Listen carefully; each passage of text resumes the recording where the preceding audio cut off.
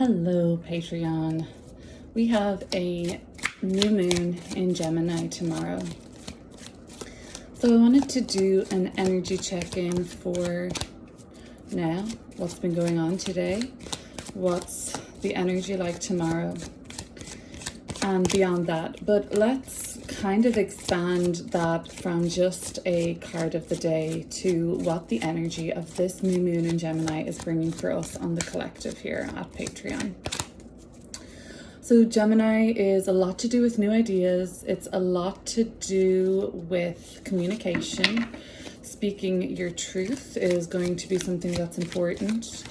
It feels to me like a breath of fresh air. It feels to me like a fresh new beginning, or something that is lighter, airier, more adaptable, more changeable. It seems like options to me and possibility, I think. Yeah, possibility. I really feel like there's lightness around this new moon. Let's see what's coming through. I'm traveling by plane tomorrow on the Gemini new moon, which is fun, because, you know, Gemini, mutable air, all that stuff, but it's actually falling in my 9th house of foreign countries, and I'm traveling back to Ireland, and it's on my son's Gemini moon. He'll be traveling with me, and it's in his 11th house of like wishes and stuff like that. So I think that's really cute. Yay, the Fool card. So this is exactly what I was thinking about. Remember, we had this Fool card come out in reverse the other day. I was thinking of that energy around the lightness, around the fresh start, around the beginning. And just the other day, there might have been stuff on your mind or stuff to get through, and there was still blocks and there were still clunkiness and heaviness around you a few days ago. And as time has approached, when we're nearing this new moon, Knight of Wands, nice and fast moving energy coming through Gemini's opposite sign, Sagittarius, as we start to like move towards the date of the exact new moon tomorrow, a lot of those impulses have simmered down. The pathway has become clearer. The 9 of Swords, which is Mars in Gemini. This is interesting for me, not to just try and make it about me or anything, but this new moon is happening in my Mars in Gemini.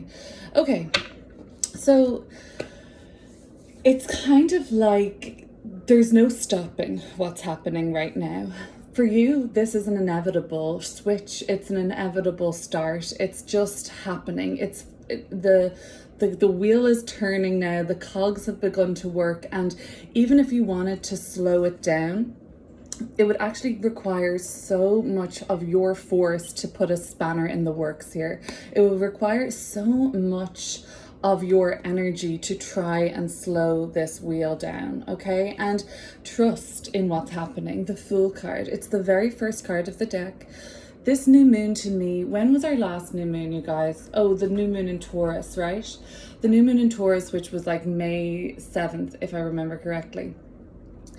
And that was a lovely new moon. I felt it was very embodied. I felt like it was very blessed. I think it was abundant. It was pleasurable. It was full, and it was dense, but like in a good way. It was like a really satisfying big meal, and you have a full belly after it.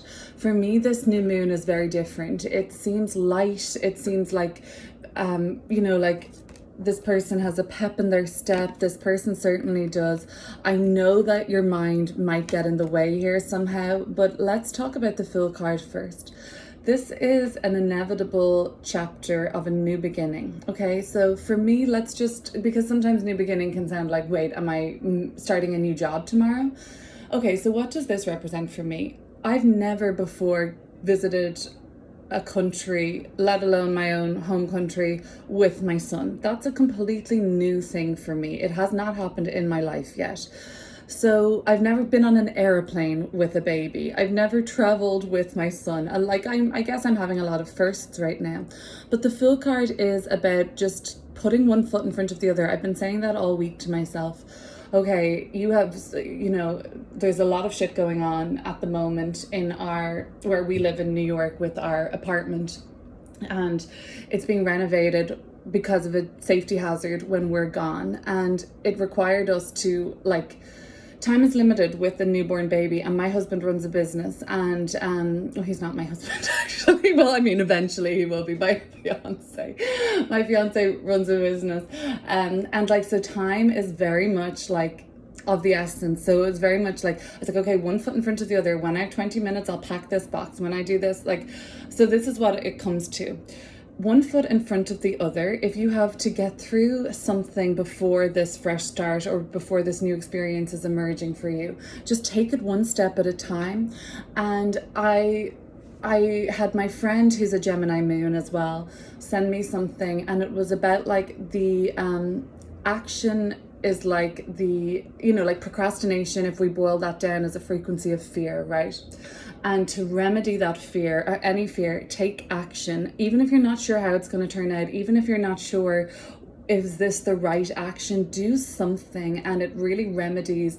Like, and that's what I was like, I could think about how Nine of Swords, how much it was on my plate. I could stress about how much there was to do, or I could just start taking steps and just start doing. And that's what I think the Fool card now coming up in the upright is saying. This new moon is a beginning of a new phase. It might not be the actual manifestation of a literal new beginning, but like I said, what are you doing right now that you haven't done before? What seems to be outside of your wheelhouse slightly? And maybe it does frighten you a little bit. The Fool card does come with that like kind of nervous energy. I mean, the Nine of Swords definitely does. But the Fool card has the backing of the soul, where this is still very much like mind, ego.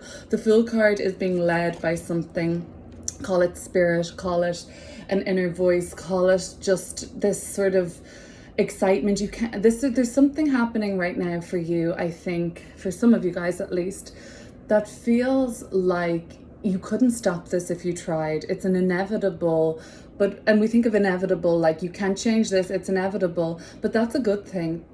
The wheel is set in motion, and now you just have to keep taking this step forward and step towards the destination you're going to. Yes, it looks like it's off a cliff. It looks like it's off into the vast unknown, but that's exciting. And Gemini energy reminds us to be curious, open-minded, light-hearted. Have a joke when things go wrong. Know when the right time to inject humor into a situation is. There's always a container for space to be held in a sort of more supportive, reliable, dependable way. And we had that energy around the Taurus new moon a month ago. When a situation from then still could be playing out for you, is now the time to inject a bit of humor into that situation and stop taking it so seriously. The Knight of Wands. Again, movement. This is fast paced. This is, by the way, quite blessed. The Temperance card and Nine of Cups at the bottom of the deck. Quite protected. There's still a lot of protection around you. Guess what? There is a trampoline here underneath this fall. The Knight of Wands is about action. It's about drive. It's fun, it's hustle bustle, it's energized, it's not just like a chaotic, it's not like this rebel agent of chaos. It has a direction. It's Sagittarius shoots the arrow and will take kind of like, not such super strategic like the sign that comes before it, Scorpio. It's a little bit more like this quest of wisdom with Sagittarius, like learning along the way, like what am I going to learn on this journey? And keeping an open mind. Gemini and Sagittarius are the access point of discovery, learning, what else, kind of like, yeah, like information, a quest of knowledge, philosophy, wisdom. And it's about having an open mind to new ideas. On this journey, things might change along the way. Sagittarian energy, yes, it can be unpredictable. So can the Fool card energy. Unpredictability is not very comfortable for the nervous system, just as we are wired to see unfamiliar territory, unfamiliar situations as possibly threatening because we don't know. And that comes from actually, I mentioned that this is like very mental, the Nine of Swords. We can see as somebody with a lot on their mind in a sense, and the Sword card being thoughts, and they're prickly and they're jagged and thorny and pretty sharp. But in astrology, at least the branch I work with, evolutionary, the Pluto representing the soul, Pluto is such an interesting archetype because it it loves familiarity. That is just its place to be, but with the same power, with the same kind of force of desiring familiarity. I really can't say that word. The exact same force is pushing for evolution. So it's like you're being completely tugged at all time on this journey of life between staying in the familiar and going towards what's going to change you fundamentally, what's going to help you transform. So it's just very normal for the Nine of Swords to appear. I bet my friend who my Gemini moon friend is watching, and we were talking about that flower, dahlia, the dahlia flower, that like as it grows, it contracts a little bit and then it will open, and then it will contract a little bit more and then it will open, contract, expand. That's what we do too. That's what our, well, when Pluto drives an evolutionary impulse through us on this journey, we kind of contract before it. Challenges come up. You know, okay, I feel like I'm expanding by traveling home with my son to greet my whole family. I'm part of this ancestral line that is bringing like a new ancestor home. Shay, it actually translates to gift. And not that I see him in any way like that, but I see myself as that, like the bringer of a gift in a sense, and not that he is, I'm not trying to objectify him or like he's not serving that purpose, but I feel that energy of expansion around me. And then before this is happening, I've had like a week and a half of contraction, like I'm only coming out of stress now, and then the month before that was a lot of emotional heavy lifting and sadness around like the grieving of a loss of like a connection in a sense. And now it's kind of like, then it seems like the universe set up kind of a series of challenges that were a bit more practical, that were kind of testing me like, okay, so when things get tricky, Kate, are you going to be able to stay focused? Are you going to be able to hold it down? You have a son to think about now. So that's what is happening. I feel like the universe, as I'm expanding, have set up these kind of limits that will force me to contract, regroup, re-strategize, or just get a hold of myself, or kind of recenter and kind of learn how to rise to a challenge, and then the expansion happens. So usually when we are feeling quite contracted, we know that like that dahlia, there's a period of expansion coming. And I love the dahlia reference. It's like sacred geometry as well. Like I think it's very nice representation. So you're in this, I'm not even going to call it a container anymore. You're out of the container. The Taurus season new moon was the container. What am I blessed with? What do I have? How do I feel health-wise? How do I feel? Do I feel in tune with my body? Do I feel in tune with pleasure? Am I able to enjoy the simple things? If there was no bright ideas, if there was no new beginning, if there was no risk to take to keep me feeling alive, am I happy with what I have? Can I just sit on a chair and like look at nature? And so we kind of get this chance to feel gratitude in Taurus season and that new moon. We got a chance to feel embodied. We were in that container then. It was safe, it was reliable, it was grounded in the earth, and it was nurtured. Now you're out. We're out into the, well, Gemini, again, Gemini, Sagittarius would be the axis of chaos. It's mutable, whereas Taurus, Scorpio axis is fixed and contained. So now we're out of the container and we're not spiraling. We could. This is the spiral. So that's what you need to know. Spiral is so... the potential is spiral, but the potential also is wonder, freshness, newness, and an inevitable force that's just like, I guess, like a cannon coming out of a, what is it? Barrel? Yeah, okay. It's shot out now and you're finding your feet. Look, notice that both of these people have like one or at least, well, this guy has all feet off the ground and horse has 2, and this person has 1 foot off the ground.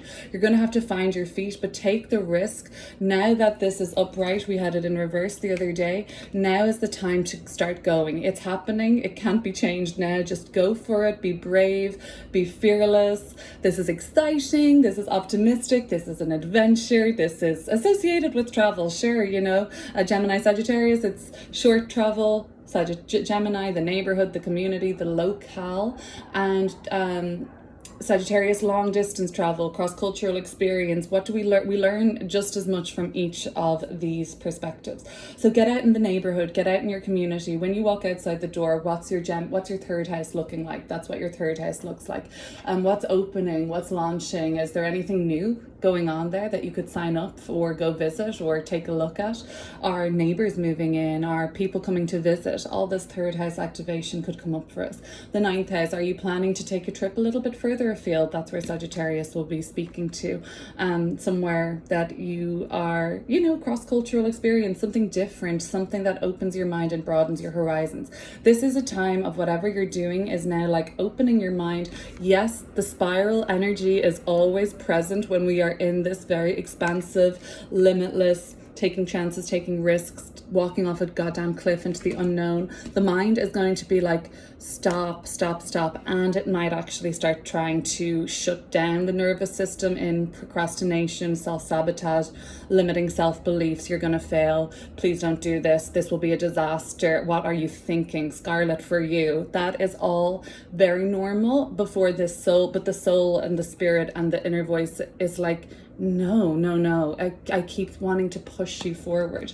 It's really exciting. Woohoo! Go! Gemini new moon. I'm excited. I'm on vacation mode, even though I'm still shitting bricks about what lays ahead.